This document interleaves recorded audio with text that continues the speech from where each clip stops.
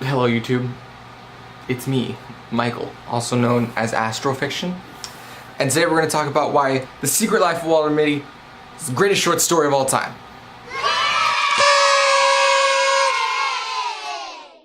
Walter Mitty is the most masculine, coolest dude on the planet, and here's why. This dude drives a Navy seaplane, he's a surgeon. I'm a doctor, not an escalator. I forget what else he did. He is a defendant, but he can shoot a gun really good. He's a fighter pilot, and he faces off a firing squad like a friggin' boss. He's the coolest, and you can't tell me otherwise. He's super masculine, but besides the character, you see, the story kind of sucks because it takes you out of the story, and it has this whole little side plot where he's just some dude, and it's like, why is he just being this dude? Like, get back to the cool parts.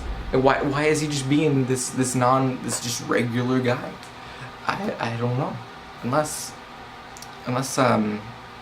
it's actually about him just being a regular guy and having daydreams about being this super masculine dude, because this takes place in around 1939 when war was beginning to go on in Europe and the Depression was happening in America. Bunch of dudes were being all masculine, doing awesome things, and this guy's just some regular dude who's dealing with his wife, who's just like making him do stuff like get galoshes and puppy biscuits and stuff like that.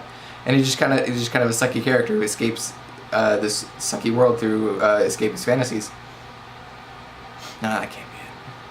Nah, that doesn't sound right. I like the first one better. We're gonna go with that one. Otherwise, this would be real sad, because based off of his environment, he just kind of like has to deal with life the way he has to deal with it, and doesn't really grow that much as a character. It just kind of shows you who he is. Now I'm sad. And now he's just a sad character, and I had this great review planned out about how I was going to tell you about how he knew all the different dials to push in the Navy seaplane, except he never really says what they are. He just kind of turns some knobs, and but I was going to review how it is kind of odd that he doesn't like he makes up a bunch of stuff during the operation bit, and it makes you think that maybe he's not really a surgeon, because he makes up a bunch of different like language, like how in like the Doctor Daydream he makes up a bunch of stuff like streptothrombosis, and he has this big old machine that goes and he doesn't really say what it is. He just kind of makes it up, and like words like choreopus, that's not a real word, and I'm just not convinced that he's a real doctor. Also, he says he has a Webley Vickers gun twice. Once as a pistol, once as like a machine gun. Yeah, it was an automatic.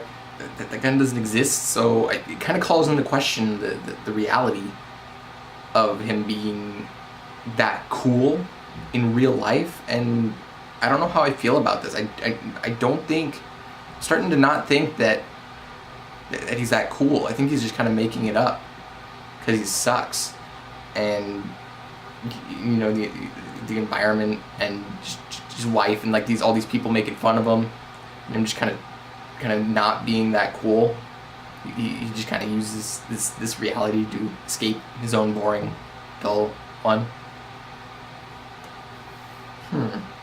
I guess I could talk about like how maybe he's like how at the end all of a sudden this like firing squad came up and tried to kill him, unless that was an imagination of him facing the world and having to deal with it, and him just kind of being his own person, doing it his own way, which is kind of bittersweet in a way, because like it sucks, but he kind of deals with it, and that's pretty cool. It's kind of relatable to a lot of people, especially who like aren't that masculine, and they like try to be like, I'm masculine, or they just kind of escape it in their own other ways through like daydreams, like children. Like, it's really childish, and you know, that's okay, I guess. It's just kind of He's just kind of doing his own thing, trying to make his own way in the world. But yeah, I thought James Thurber did a pretty good job personifying a character who is kind of emasculated by his own environment and the time he lives in, the 1930s.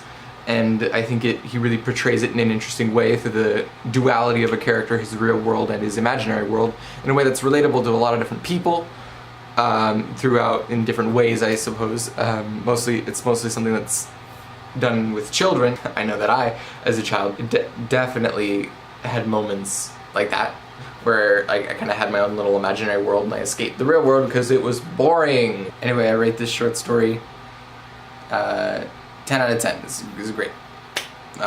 Depending on, because it really captures a man's mind in a way that you don't quite see a lot.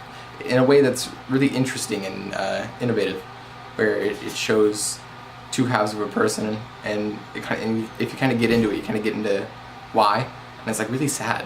It's really sad. I think that's gonna be all for this one. I will talk to you guys in another video of some sort. I thought I heard the old man say, "Leave her, Johnny, leave her.